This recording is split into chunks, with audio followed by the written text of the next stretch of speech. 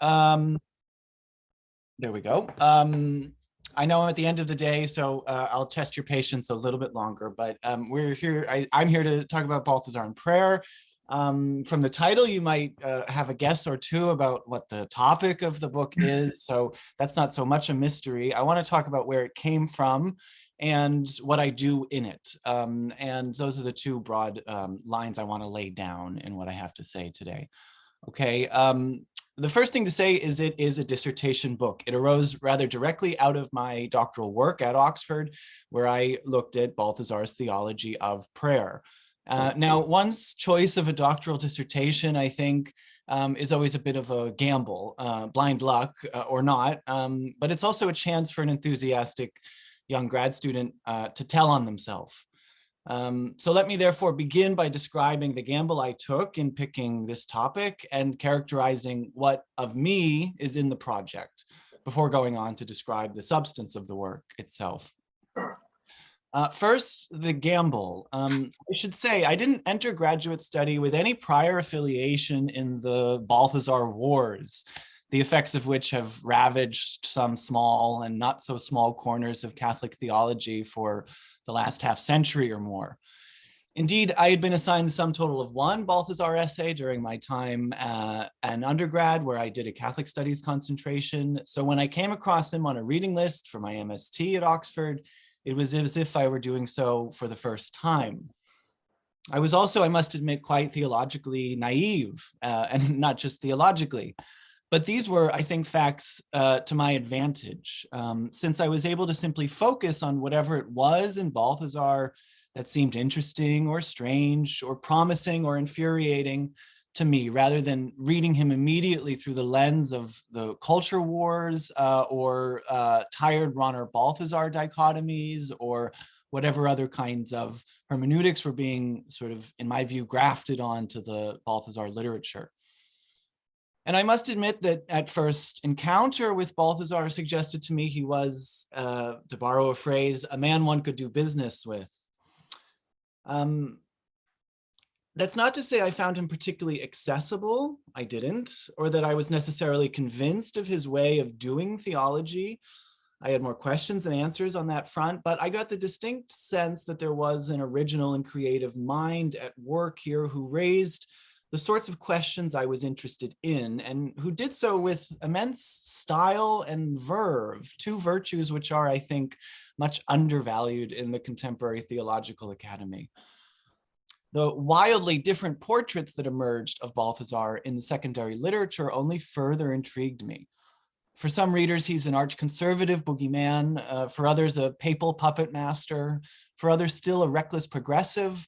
And for others, still an eccentric crank, like the odd uncle who should be politely tolerated at Christmas. The more I read of Balthasar, however, the more I thought how none of these portraits seemed entirely convincing, although I could often see where they were coming from. In any case, he seemed to not be any one thing. And this was a quality I thought might be highly desirable in someone I was about to spend the next 5 to 6 years of my life with. I had the impression, in other words, that Balthasar, and I think this is a general point, raised rather than lowered the bar for expertise in a specialized field, as one noted Balthasarian Peter Casarella has put it. And this is one reason I think it's still worth reading him today. So the gamble I took in choosing to write on this much already written about topic was, or writer, thinker at least, was that he was interesting enough, and that just having to keep pace with him would be a theological education in its own right. I think this is useful to reflect on as a method, perhaps haphazard, of choosing a doctoral topic, but it's also, I think, a good hermeneutical principle for the sorts of thinkers who can give rise to new thought. If I rolled the dice on choosing Balthasar, the who of this project, then the what, namely prayer, emerged a bit more deliberately. And this is where I maybe be a little confessional. I'm a cradle Catholic who's been in Catholic school from the age of 5 to 22 by the time I got to grad school, with a gap between then and undergraduate. I was, in one sense, therefore, deeply formed by rhythms of prayer, at least particular sorts of rhythms. That's not to say I was good at prayer, whatever that might mean. In fact, I'd characterize the time I started my doctorate as a particularly dry spell spiritually in my life. The drama of prayer, to use a Balthasarian phrase, seemed to me to have gone out of life. I was in search, therefore, of some account of prayer that could make sense of it as something other than idle wish fulfillment, a path to gauzy ecstasy, or an obligatory chore, or any of the other visions of prayer that I had flirted with over the years. There was something, in other words, of the spirit of, okay, let's give this Balthasar guy a shot at making sense of what I believed, but didn't quite feel was a central mystery of the Christian life. Not coincidentally, this is the intuition that Balthasar starts his exploration of prayer with in the one book length treatment. More on that in a minute. This admittedly selfish motivation combined with good old-fashioned academic opportunism when I delved into the vast secondary literature, only to discover that Balthasar's ideas on prayer specifically seem to either be cordoned off to one corner of the discourse as a harmless appendix to the real stuff in the systematics, or ignored entirely. One often hears, for instance, that Balthasar praised the idea of a, quote, kneeling theology, but it's much less often remarked upon just what difference a kneeling theology is supposed to make to the way one does theology or the kinds of results such a theology might wind up at. So I had what every graduate student ultimately seeks, a gap in the literature, and one, moreover, that I felt deserved attention and held the potential to open up new and exciting avenues in Balthasar scholarship. With these two intuitions in hand, then, I set out to uncover, and these are the substantive questions that the book engages, what Hans Urs von Balthasar thought about prayer, what this tells us about the scope and status of his theology overall, and while I was at it, whether or not the Balthasar I would discover by reading him with this focus squared with the other versions of him that I was running up against in the literature. I hope anyone who might be interested in those substantive questions would be interested in this book, and will consider it a resource for reading Balthasar, not just on the topic of prayer, but more broadly, reading Balthasar today. But it's also a book that engages and models a contemporary and engaged, I hope, way of doing systematic theology in the Catholic tradition today. And so therefore, I also hope it's useful as a kind of example of, and even foray into many of the key themes of contemporary systematic theology. Nothing too ambitious, right? So with all of this in mind, let me quickly turn to the contents of the book, which I'll necessarily have to move through somewhat swiftly before considering the next sort of steps in my own research projects and how this connects to it. Okay, so what does the book do and why does it matter? The book ultimately makes several significant contributions, as I said, primarily in the field of Balthasar studies, but I hope beyond as well, in the theologies of prayer and in other aspects of modern Catholic theology. These contributions could be characterized broadly as methodological, substantive, and prescriptive, and I'll address those each in turn as we go. But the structure of the book, its chapters and its contents are roughly as follows. Okay, so there are 7 main chapters plus a conclusion and an appendix. The first 2 chapters are unsurprisingly methodological in focus. But I was very aware that I did not want to do simply another conventional lit review for our first chapter or 2, given how painful these are so often to read, let alone write, right? So what's more, the sheer variety of Balthasars that one encounters in the secondary literature is actually a vexing methodological question in its own right. We're talking about one of the most prolific, well-connected within the church and beyond, and intellectually ambitious theologians of the 20th century. And yet this same theologian has still failed to achieve a consensus among his readers even 34 years after his death. seems to me one has to then consider reception history and the state of Balthasar studies in something other than a summary way. What I did in response then was develop what I call 3 waves of Balthasar readers, especially in the Anglosphere Academy, and delineated the ways in which these 3 waves interact and shaped the reception history at play here. The first wave is generally to be found among friendly, that is friendly to Balthasar, friendly clerics engaged in translating and disseminating the famous multi-volume trilogy, which includes Glory of the Lord, Theodrama, and Theologic. This wave is marked by generally a generous, if selective, reading of Balthasar's sprawling oeuvre and a special focus on the aesthetics in particular, the Glory of the Lord material. It's also, it often must be said, marked by the kind of post-conciliar conservatism that distinguishes many of its members. A second, more critical wave of Balthasar readers included especially feminists and some contrarian conservatives who sought to contest Balthasar's project as it had been presented by the first wave.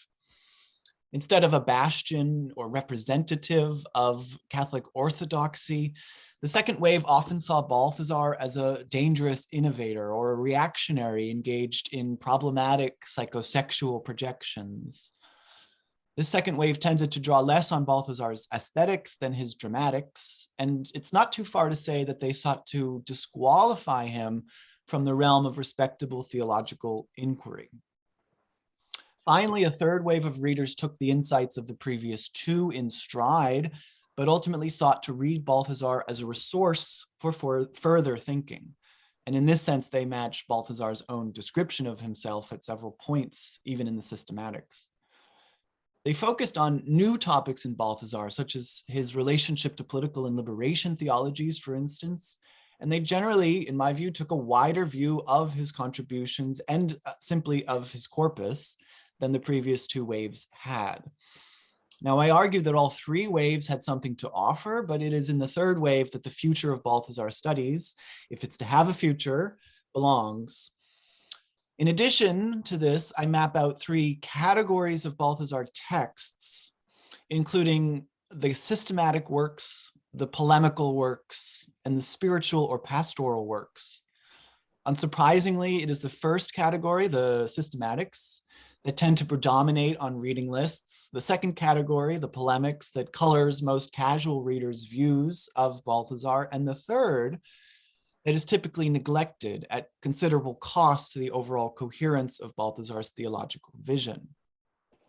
I thus, and I'm going up through this in some detail to say, I provide tools within the first chapter of the book for coming to grips with the staggering mountain of text that confronts a would-be reader of Balthasar today. And I think this is one of the main contributions of the book.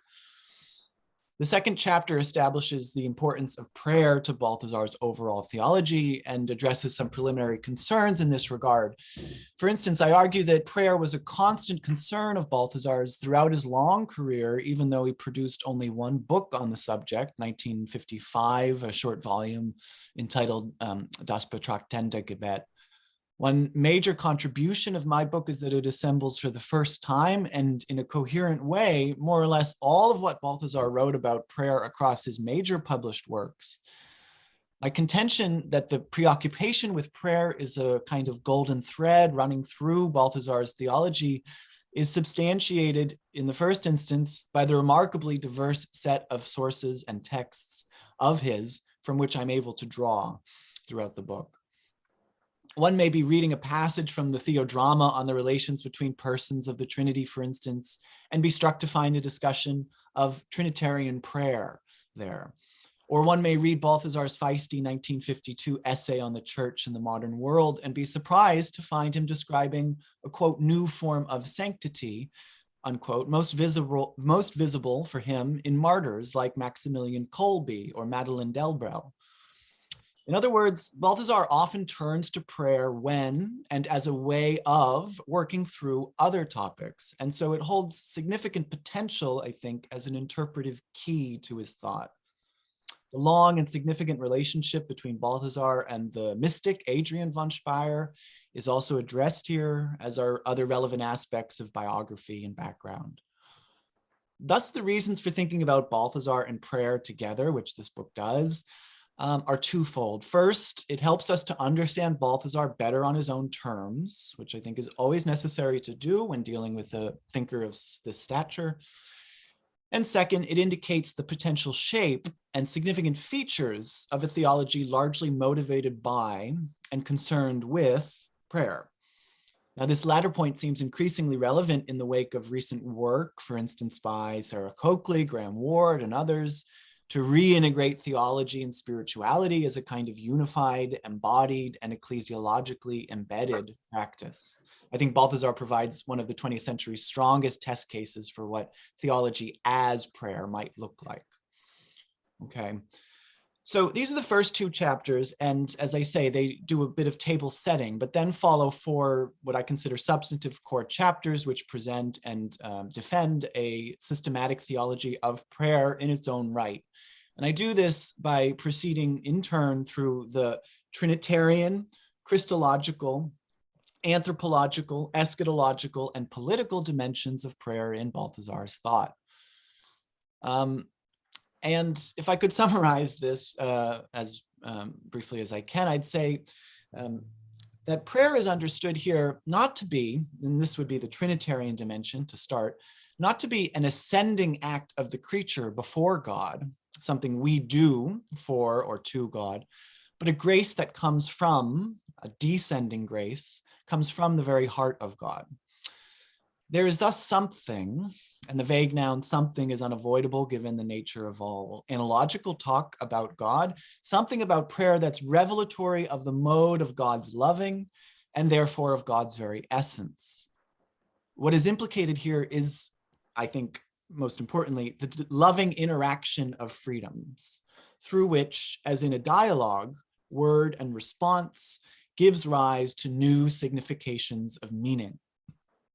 In prayer, the creature is formed in and conformed to this Trinitarian dialogue, which I characterize repeatedly as a rhythmic interplay, disclosure and fidelity, revelation and covenant, aletheia and emeth, and so on. Prayer is for Balthasar then not the monos pros monon of one alone with oneself, but the decisive encounter with the living God, who wants to know us as unique persons resolved to historical missions, which build up the kingdom in history. The creaturely participation in this dialogue is founded on Christ, who expresses, Balthasar says, the language of God in human form. Christ, in other words, is God's amen to creation. Or put differently, Christ is a person of prayer, not as a concession to his human nature, but as an expression of his divine one. Now, I think understanding Christ as a person of prayer in this way helps to make sense of Balthasar's, what's been called Balthasar's neo-Chalcedonian tendencies in Christology. And therefore, this kind of prayer approach shows one of my contentions at the start, which is that it helps us make sense of some other aspects of his theology which have attracted attention. Christ brings the heavenly prayer to earth, and as God made flesh, opens it to humanity. In Christ, there is a perfect identity of, a perfect unity rather of mission and identity, and this can be seen in Christ's prayers. By extension, the church is seen to be established by and in ongoing dialogue with Christ's prayers for the salvation of the world. This ecclesiology of prayer sets some promising coordinates for a church that is both missional and liturgical, prophetic and Eucharistic. Carrying on, because to know God is to know God as active love, to the extent that a creature enters into the rhythms of prayer, again, disclosure and fidelity, word and response, such a creature learns to see itself as one who's loved by God, as one whose voice is being invited into the eternal dialogue of love that prayer is. This shift of perception is itself a grace which overcomes the effects of sin. The primary one, in my view, being the mistaken belief that we are not sought after by God, a belief that is exposed as a lie in prayer. As soon as we see that we are located in the context of this dialogue relationship, more and more possibilities for mission, understood as service in love, begin to emerge. And to the extent that mission brings one into conflict with the powers of this world, prayer may lead into and indeed undergird acts of protest, both individual and communal. And this is where the book ultimately heads, prayer's political dimensions. I undertake a kind of miniature experiment in Balthasarian political theology by comparing a notion of parrhesia, bold speech, which Balthasar considers to be a key characteristic of Christian prayer, with the version of parrhesia offered by Michel Foucault in the late work on the same topic. So we have a kind of interplay between critical theory and systematic theology with an eye towards political theology. This is all to say, and there's many moving parts here, this is all to say, I seek to use Balthasar as a resource, right, to put him in dialogue with major trends of the 20th and 21st century within Catholic academic theology, but also to speak to new possibilities for forms of engaged sanctity in the modern world. I hope that the book provides some clarity that didn't exist before about how to read Balthasar, the fundamental sort of presuppositions and concerns of his theology, but also to indicate how one might take up that theology in new and hopefully constructive ways.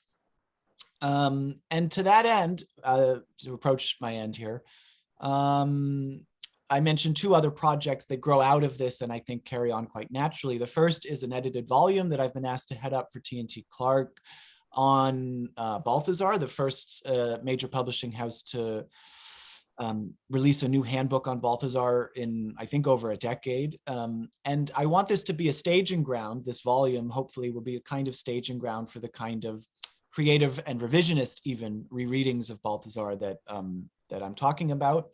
And I would say if any of you know any promising Balthasarians, feel free to point them in my direction. And the other is this postdoc project on dissent, which will be starting up at KU in the fall, especially drawing on this notion of parrhesia as a kind of bold speech capable of protest, rooted in prayer and in that dialogue relationship with God. I want to think about that in relation to power dynamics in the church and the possibilities for an ecclesiology of protest in the current social context. I'm afraid I'm a bit over, so I apologize for that, but I'd love to leave any time that remains to questions. I know I moved very quickly, but thank you again for the platform here and your interest in the book.